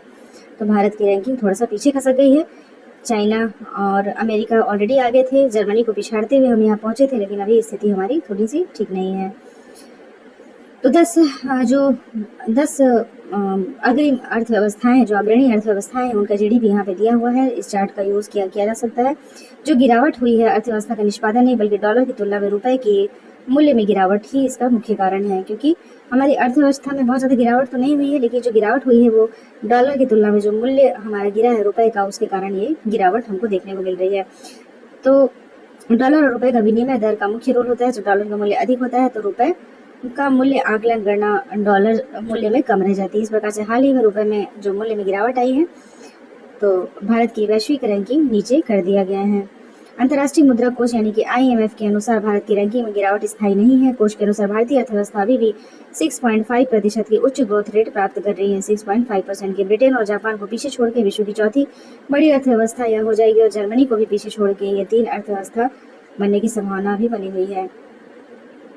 इसको डिटेल से देखा जा सकता है कि जो समझौता हुआ था ये उसको कंटिन्यू कर रहा है। समझौता होता कि भारत न्यूजीलैंड के बीच जो व्यापार समझौता हुआ था, वो जो आर्टिकल हमने ऊपर देखा था उसी का डिटेल बताया हुआ है कौन कौन से सेक्टर हैं। तो इसमें कपड़ा, प्लास्टिक, चमड़ा, इंजीनियरिंग का सामान न्यूजीलैंड में शुल्क नहीं लगेगा, ये सब बताया है। साथ ही निवेश का विनिर्माण करना है। FDI न्यूजीलैंड से प्राप्त होता है। बुनियादी ढांचा, सेवा, नवाचार, रोजगार सृजन करने वाले क्षेत्रों के लिए हमारे महत्वपूर्ण है। IT आधारित सेवाएं, पेशेवर सेवाएं, शिक्षा, वित्तीय सेवा, पर्यटन एवं अन्य व्यावसायिक सहित कुछ उच्च मूल्य सेवा क्षेत्रों के अवसर खुलेंगे और साथ ही अस्थायी रोजगार प्रवेश वीजा भी हमको मिलेगा। 3 वर्ष तक रहने की अनुमति होगी। तो न्यूजीलैंड के साथ जो फ्री ट्रेड एग्रीमेंट हुआ है उसके बारे में ये बताया है कि मोदी जी जो है भारत न्यूजीलैंड मुक्त व्यापार समझौते को दोनों के बीच में साझेदारी का एक ऐतिहासिक क्षण बताते हैं और इस समझौते से किसान, युवा, महिला, MSME, कारीगर, स्टार्टअप्स, छात्रों और नवाचार करने वाले लोगों को बहुत ज्यादा लाभ होगा। न्यूजीलैंड के प्रधानमंत्री कौन है? क्रिस्टोफर लक्सन है। इसके बाद देखिए यहाँ पे नवीनतम सामान्य ज्ञान दिया हुआ है जिसमें कि नियुक्तियां दी हैं, अपॉइंटमेंट्स दिए हैं। तो देख लेते हैं। प्रणय वर्मा जो है बेल्जियम व यूरोपीय संघ के भारत के नए राजदूत बने हैं। प्रणय वर्मा, ठीक है, सिर्फ हेडिंग देख लेते हैं कि जो प्रणय वर्मा है वो बेल्जियम और यूरोपीय संघ में भारत के नए राजदूत बने हैं। पेरियास्वामी कुमारन यूनाइटेड किंगडम में भारत के उच्चायुक्त जो है यूनाइटेड किंगडम में नियुक्त हुए हैं। कौन? पेरियास्वामी। वीर जो विक्रम यादव है नागरिक उड्डयन महानिदेशालय के नए महानिदेशक बने हैं। वीर विक्रम यादव, विक्रम जो वीर रहेगा, विक्रम रहेगा, वही प्लेन उड़ाएगा, है ना। नागरिक उड्डयन महानिदेशालय के महानिदेशक तो वीर हैं, और वीर हैं तो ये इतने वीर हैं कि प्लेन को उड़ाते हैं। वीर विक्रम, ऐसे याद कर लेना है। पेरियास्वामी जो है पेरियास्वामी कुमारन यूनाइटेड किंगडम में भारत के नए राजदूत नए उच्चायुक्त नियुक्त हुए हैं, है ना, उच्चायुक्त हैं। तो पेरियास्वामी साउथ इंडियन है, इससे पहले भी हमको पता है कि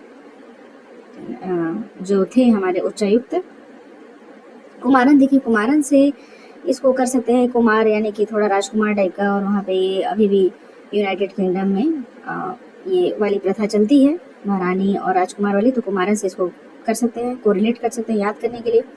और यूरोपीय संघ में प्रणय वर्मा, मतलब कि बहुत ही प्रवीण होना पड़ेगा। यूरोपीय संघ, नाटो, ये सब का जो चल रहा है तो उसमें प्रणय वर्मा जी को किया गया है ताकि प्रवीणता से वो अपना आगे काम बढ़ा सकें।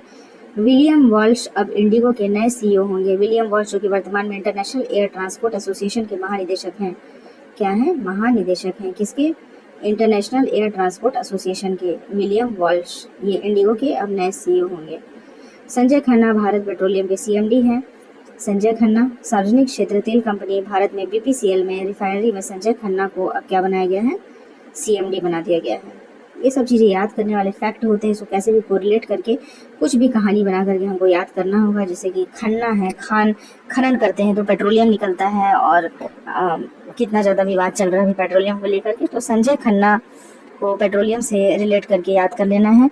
अनंत स्वरूप फिक्की के जो है नए महासचिव हैं, भारतीय रेलवे पर्सनल सेवा यानी कि IRPS के सेवानिवृत्त प्रशासनिक अधिकारी अनंत स्वरूप को अब federation of Indian chambers of commerce FICCI का महासचिव।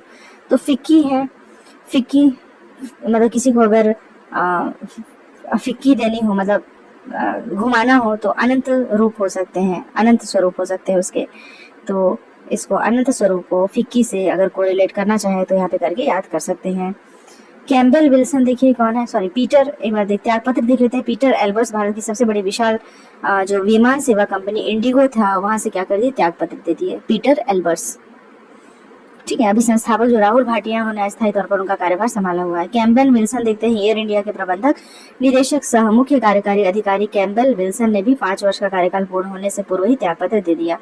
त्यागपत्र उतना इंपॉर्टेंट नहीं है, लेकिन हाँ ये नियुक्ति जो है नए राजदूत हैं, उच्चायुक्त हैं संजय खन्ना जो पेट्रोलियम के CMD हैं, फिर फिक्की वाला अनंत स्वरूप, ये सब काफी इंपॉर्टेंट है। पुरस्कार देखते हैं, फेमिना मिस इंडिया 2026 में 61वीं फेमिना मिस इंडिया का फाइनल दौर उड़ीसा के भुवनेश्वर में 18 अप्रैल 2026 को संपन्न हुआ था। फाइनल दौर में जो भी सुंदरियां पहुंची थी उसमें देखिए हमारे यहाँ से जो गोवा की साध्वी सतीश सैल ने इस प्रतियोगिता का ताज जीता है, और यह ताज वर्ष 2024 की मिस फेमिना इंडिया निकिता पुरवाल ने पहनाया है। 2025 में जो फेमिना मिस इंडिया की प्रतियोगिता थी उसका आयोजन नहीं हो पाया था, याद रखना है, कहीं ऐसा ना हो कि 25 की जगह 26 टिक मार दें। ठीक है, तो 25 में तो आयोजन हुआ ही नहीं था। 2024 में निकिता पुरवाल बनी थी, 2024 में हुआ था, 2025 में हो नहीं पाया। 2026 में कौन बनती हैं, साध्वी बनती हैं। 2026 में साध्वी सतीश सैल कहाँ की हैं, गोवा की हैं। देखिए गोवा का नाम सुनते ही ना साध्वी तो बिल्कुल ध्यान में नहीं आता है, साध्वी।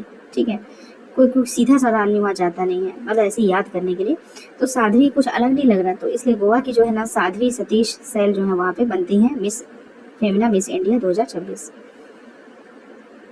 और उप विजेता की बात करेंगे तो राजनंदिनी पवार जो है महाराष्ट्र की हैं, राजनंदिनी पवार, एक बार पढ़ा नाम रहेगा तो अच्छी बात रहती है। महाराष्ट्र की जो राजनंदिनी पवार है वो उप विजेता रही हैं इस।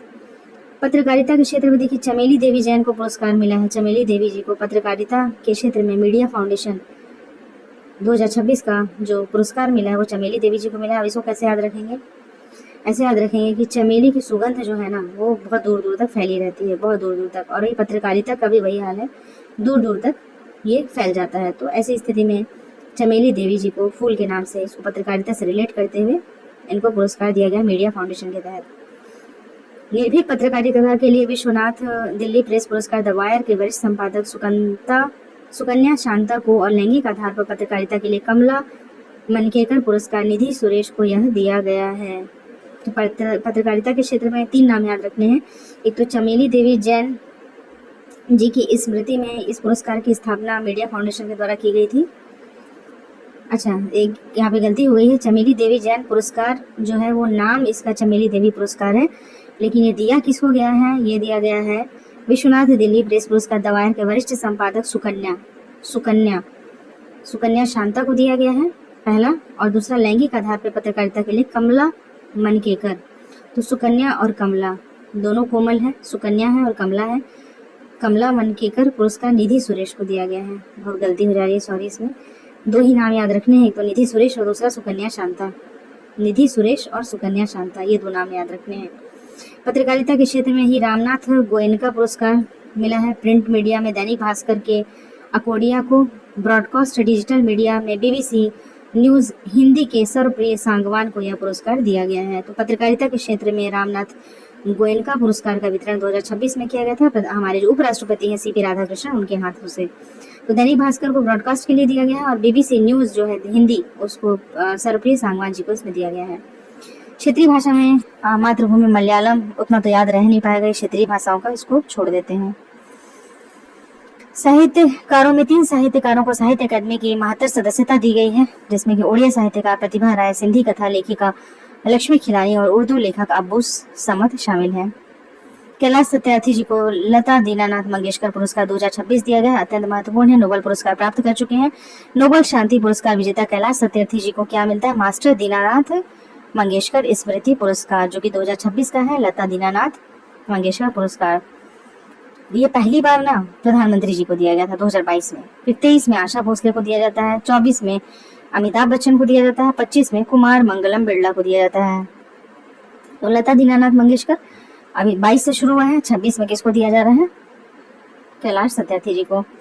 General Upendra Dwivedi US army war college के हॉल ऑफ फेम में शामिल किए जाने वाला भारत के तीसरे थल सेनाध्यक्ष हैं।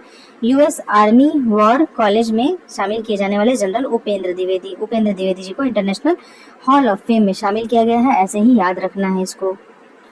शीतल देवी विश्व की सर्वश्रेष्ठ पैरा तीरंदाज, इनको तो इनका जवाब ही क्या है, मतलब इनका तो ये जो फोटो है ये देख के ही एकदम उत्साह से भर जाता है मन, क्योंकि ये तीरंदाजी में स्वर्ण पदक जीतने वाली भारत की बिना बाजुओं वाली तीरंदाज हैं। और बिना देखिए इनके पास बाजू नहीं, हाथ नहीं, फिर भी पैरों के माध्यम से जो है ये खेल में प्रदर्शन करते हैं और सर्वश्रेष्ठ पैरा तीरंदाज हैं शीतल देवी जी। ठीक है। विजडन के क्रिकेट सम्मान 2026 दीप्ति शर्मा को दिया गया है। क्रिकेट की बाइबल कही जाने वाली वार्षिक पत्रिका होती है विजडन, तो विजडन में 163वें संस्करण में leading cricketer of the world चुना गया है दीप्ति शर्मा जी को। विश्व का सर्वश्रेष्ठ पुरुष क्रिकेटर जो है मिशेल स्टार्क को, जो कि ऑस्ट्रेलिया के हैं, और सर्वश्रेष्ठ महिला क्रिकेटर दीप्ति शर्मा जी को। ये हमारे लिए गौरव का विषय है और ये याद करने का भी विषय है। ठीक है, तो विजडन के क्रिकेट सम्मान में पुरुष भी याद रखना है मिशेल स्टार्क और महिला भी याद रखना है दीप्ति शर्मा। विजडन ट्रॉफी जो है पिछले वर्ष किसी टेस्ट मैच में विशेष प्रदर्शन करने वाले पुरुष या महिला क्रिकेटर को दी जाने वाली ट्रॉफी है। शुभमन गिल को भी दिया गया है। ठीक है, विजडन के वर्ष के 5 क्रिकेटर देखिए, शुभमन गिल है, रविंद्र जडेजा है, ऋषभ पंत है, मोहम्मद सिराज है और हसीब हमीद हैं। स्थान देख सकते हैं यहाँ पे जो नाम दिया गया है सभी का देखा जा सकता है। अगला देखते हैं, देखिए खेल जगत का लॉरियस पुरस्कार किसको मिला है? तो खेल जगत का जो प्रतिष्ठित लॉरियस पुरस्कार है यह मैड्रिड स्पेन में इसका आयोजन किया गया था और इसमें रोमानिया की जो जिम्नास्ट है नादिया कावेनेसी लाइफ टाइम अचीवमेंट पुरस्कार इस समारोह में इनको प्रदान किया गया है। इस वर्ष के प्रमुख जो पुरस्कार है उसमें देखिए कौन कौन जीता है। तो स्पोर्ट्समैन ऑफ द ईयर है कार्लोस अल्कराज जो कि टेनिस के खिलाड़ी हैं। Sports women of the year Aryna Sabalenka, ये दोनों टेनिस वाले जीत गए हैं, कार्लोस अल्कराज और आर्यना सबलेंका। ये फोटो में आप देख सकते हैं, बाकी उतना याद नहीं रहेगा और इसमें इंडिया का कोई होता तो ये इंपॉर्टेंट होता। अंतर्राष्ट्रीय फिल्म महोत्सव दिल्ली का जो मुख्य पुरस्कार है उसमें देखिए 25 से 31 मार्च तक इसका आयोजन किया गया था। नाइट ऑफ ऑनर्स के तहत विभिन्न श्रेणियों में निम्नलिखित पुरस्कार दिए गए थे। Path breaking film of the year Saiyaara जो कि निर्देशक मोहित सूरी थे। Most inspiring film of the year है सीता रे जमीन पर, निर्देशक RS Prasanna. Most inspiring film of the year Sitaare Zameen पर। पाथ ब्रेकिंग फिल्म कौन सा है? सैयारा। ठीक है, फिर आगे देखते हैं सर्वश्रेष्ठ निदेशक जो है वो अनुपम खेर हैं जो कि तन्वी द ग्रेट को दिया गया है। और सर्वश्रेष्ठ अभिनेता रणवीर सिंह फिल्म धुरंधर के लिए दिया गया है। Best debut actor Shubhangi Dutt को, actor with mission Bhumi Pednekar UNDP के साथ उनके काम के लिए। फिल्मों में योगदान मोहित सूरी और रमेश सिप्पी को दिया गया है। इतिहास संरक्षण डिम्पल दुगर फिल्म लोक माता देवी अहिल्याबाई के लिए दिया गया है। कैपिटल प्राइड अवार्ड जो है गुनीत मोगा, PP अग्रवाल और दिव्या दत्ता को दिया गया है। Life time achievement award Sharmila Tagore Dharmendra मरणोपरांत दिया गया है। नंदमुरी बालकृष्ण को दिया गया है। ट्रिब्यूट अवार्ड जो है रमेश सिप्पी जी को दिया गया है। तो नई दिल्ली में अंतर्राष्ट्रीय फिल्म महोत्सव 2026 का उद्घाटन किया गया था। फिल्म स्पेन की सरद थी जबकि फेस्टिवल का समापन सिंगापुर की फिल्म अमोबिया के प्रदर्शन के साथ हुआ। तो नई दिल्ली में इसका आयोजन किया गया था, मार्च 2026 में किया गया था और इसमें नाइट ऑफ ऑनर्स के तहत ये सब पुरस्कार दिए गए हैं जिसमें कि कुछ फिल्म, कुछ एक्टर, कुछ लाइफ टाइम अचीवमेंट अवार्ड जिसमें फोटो में दिया गया है कि बालकृष्ण को दिया जा रहा है। तो इस तरीके से एक बार रीड कर लेना है ताकि एग्जाम में आए तो याद रहे। वास्तुकला के क्षेत्र में प्रिट्जर प्राइज आर्किटेक्चर के क्षेत्र में दिया जाता है। प्रिट्जर चिली के आर्किटेक्ट जो है वो इस्माइल जैन रेडिक क्लार्क को प्रदान करने की घोषणा किया गया है। देखिए आर्किटेक्चर बहुत सुंदर अगर महल और ये सब बने होते तो मुंह में चेहरे पे क्या जाती है, स्माइल आ जाती है। तो आर्किटेक्ट इस्माइल जैन रेडिक क्लार्क को दिया गया है। मौलिकता के लिए दिया गया वस्तुकला का यह सबसे उच्च सम्मान है। Economic times corporate excellence award देखेंगे तो उद्योग जगत में जो उत्कृष्टता के लिए इकोनॉमिक टाइम्स का पुरस्कार होता है, ये दिया गया मुख्यमंत्री Chandrababu Naidu. Business reformer of the year का पुरस्कार प्रदान करती हुई वित्त मंत्री निर्मला सीतारमण जी दिख रही हैं। Business reformer of the year Chandrababu Naidu हैं। Business leader of the year Sajjan Jindal हैं। Entrepreneur of the year Lalit Keshre हैं, जो कि सह संस्थापक है सीईओ ग्रो कंपनी के। और business women of the year Vibha Padalkar को दिया गया, एचडीएफसी लाइफ इंश्योरेंस की एमडी सह सीईओ हैं ये। Company of the year Bharti Airtel रही है। Emerging company of the year radiant travel टिक रही है। Cautious corporate of the year Asian Paints है। Conscious corporate of the year Asian Paint है। और global Indian of the year Neal Mohan है। गणित के क्षेत्र में एबल पुरस्कार, हम जानते हैं कि जिस तरीके से नोबेल प्राइज होता है उसी तरह गणित के क्षेत्र का जो नोबेल प्राइज है वो हम एबल पुरस्कार को कहते हैं। और यह जो है बॉन स्थित मैक्स प्लैंक गणित संस्थान के मानद निदेशक गर्ड फॉल्टिंग्स को प्रदान करने की घोषणा नॉर्वेन academy of science and letters ने मार्च 2026 में की है। तो ये नोबेल पुरस्कार के तुल्य होता है। इसमें अंकगणितीय ज्यामिति शक्तिशाली उपकरणों को प्रस्तुत करने के साथ ही मॉडल व लैंग के लंबे समय से चले आ रहे अनुमानों को हल करने के लिए दिया गया था। ओस्लो के में जो नॉर्वे के सम्राट महामहिम है हेरोल्ड वी की उपस्थिति में दिया जाएगा। इंडिया से देखें तो अमेरिकी गणितज्ञ जो एस.आर. श्रीनिवासन वर्धन को यह प्रतिष्ठित पुरस्कार दिया गया था। उनके बाद 2023 में पद्म विभूषण से सम्मानित किया गया। तो अभी का जो नाम है ना, ये देखिए, मैथ्स अगर सॉल्व करते हैं तो फॉल्ट बहुत ज़्यादा होता है, मतलब कोई भी ऐसा व्यक्ति नहीं होगा जो मैथ्स सॉल्व करे और फॉल्ट ना हो। तो गर्ड फॉल्टिंग्स को फॉल्ट से याद रखिएगा तो मैथ्स का आपका एबल प्राइज आपको याद हो जाएगा। निधन देखिए, चंद्रिका प्रसाद संतोखी पूर्व राष्ट्रपति थे सूरीनाम के, उनका निधन। आशा भोसले जी का, इन्होंने दादा साहब फाल्के पुरस्कार सर्वोच्च पुरस्कार सिनेमा जगत का पाया था, पद्म विभूषण भी। तो इनकी जो है इनकी मृत्यु हो गई है। मोहसिना किदवई जो है केंद्रीय मंत्री कांग्रेस की लीडर थी, इनका निधन हो गया है। विजयपत सिंघानिया जी हैं, विजयपत सिंघानिया रेमंड समूह के जो चेयरमैन थे विजयपत सिंघानिया, 87 वर्ष की आयु में इनका निधन हो जाता है। रेमंड देखिए कितनी बड़ी कंपनी है, हर कोई मतलब इससे परिचित होंगे। एक न एक दिन सबका अंत हो ही जाता है। जिसने स्थापित किया है, जिसने सपना देख करके किसी कंपनी को शुरुआत की होती है, तो चेयरमैन विजयपत सिंघानिया जी का भी देहांत हो गया है। दिवस है, कुछ महत्वपूर्ण दिवस हैं अप्रैल के, इसको देख सकते हैं पॉज करके अगर चाहें तो इसको। विश्व स्वास्थ्य दिवस 7 अप्रैल एक महत्वपूर्ण है इसमें। 7 अप्रैल विश्व स्वास्थ्य दिवस है। 14 अप्रैल अम्बेडकर जयंती जानते ही हैं। 18 अप्रैल विश्व विरासत दिवस आजकल ट्रेंड में है, क्योंकि 18 अप्रैल विश्व विरासत दिवस वर्ल्ड हेरिटेज डे अब थोड़ा सा महत्वपूर्ण है, ये आ चुका है। 21 अप्रैल जो है सिविल सर्विसेज डे में है। 23 अप्रैल, 24 अप्रैल, 22 अप्रैल सब महत्वपूर्ण है। 22 अप्रैल पृथ्वी दिवस है। 23 अप्रैल जो है आपका विश्व पुस्तक एवं कॉपीराइट दिवस है। पृथ्वी दिवस को याद रखना है। 24 अप्रैल पंचायती राज दिवस है। मलेरिया दिवस 25 अप्रैल को है। 25 अप्रैल को ही विश्व पशु चिकित्सा दिवस भी है। तो कुछ महत्वपूर्ण दिवस है जिसको याद रखना जरूरी है। विश्व बौद्धिक संपदा अधिकार दिवस 26 अप्रैल और 29 अप्रैल जो है अंतर्राष्ट्रीय नृत्य दिवस। तो कुछ है इसमें जो महत्वपूर्ण है, 2-3 बार देखने से दिमाग में आ जाते हैं। दुर्घटना में वेदांता पावर प्लांट में बॉयलर फटने से 20 श्रमिकों की मृत्यु हो गई। ये छत्तीसगढ़ के शक्ति जिले से रिलेटेड था। वेदांता पावर प्लांट में 14 अप्रैल को 10 श्रमिकों की मृत्यु हो जाती है जब वो फट जाता है। तो ये न्यूज़ में है। केरलम के त्रिशूर जिले में पटाखा फैक्ट्री में भी देखिए आग लग जाती है, 14 लोग झुलस जाते हैं। तमिलनाडु के विरुधनगर में पटाखा फैक्ट्री में 23 श्रमिकों की मृत्यु हो जाती है। मिशन मित्रा को देखिए, mission mapping of interoperable trades response assessment, मानव अंतरिक्ष अभियानों में चालक दल प्रभावी संवाद करने के लिए, तनाव का सामना करने और मानसिक रूप से मजबूत बने रहने के लिए, एक दूसरे का सहयोग करने के लिए, कम ऑक्सीजन कम तापमान में कार्य करने की क्षमता परीक्षण व टीम व्यवहार अध्ययन के लिए भारतीय वायुसेना के एरोस्पेस मेडिसिन संस्थान के सहयोग से इसका संचालन इसरो द्वारा 2 से 9 अप्रैल 2026 को लद्दाख लेह में किया गया। Mission Mitra mapping of interoperable trades response assessment. Dustlik देखिए, भारत उज्बेकिस्तान का संयुक्त सैन्य अभ्यास है, महत्वपूर्ण है। दुस्तलिक मतलब डस्टलिक कहिए इसको, उज्बेकिस्तान और भारत का दुस्तलिक। जामनगर में वंतारा यूनिवर्सिटी का शिलान्यास रिलायंस इंडिया इंडस्ट्रीज लिमिटेड के कार्यकारी निदेशक अनंत अंबानी के global wildlife conservation organisation Vantara का वन्यजीव संरक्षण एवं पशु चिकित्सा विज्ञान को समर्पित यूनिवर्सिटी खोलने का इरादा है। तो कई बार आपने इसको देखा होगा न्यूज़ में, जब उनका विवाह हो रहा था उसमें काफ़ी ज़्यादा चर्चा में था। स्टेशन मास्टर स्टेशन सुपरिटेंडेंट के पद नाम में परिवर्तन किया गया है। रेलवे ने स्टेशन मास्टर सुपरिटेंडेंट कैडर के कर्मचारियों के पद एवं नाम में परिवर्तन किया है। तो अब डिप्टी स्टेशन मैनेजर कहलाएंगे। स्टेशन सुपरिटेंडेंट जो होते हैं वो डिप्टी स्टेशन मैनेजर कहलाएंगे। रेलवे बोर्ड ने स्पष्ट किया है कि केवल पद नाम में ही परिवर्तन किया गया है, वेतन वगैरह में ऐसा कुछ चेंज नहीं है। स्टेशन मैनेजर और स्टेशन सुपरिटेंडेंट। रिकॉर्ड मूल्य में बिकी राजा रवि वर्मा की ऑयल पेंटिंग यशोदा और कृष्ण।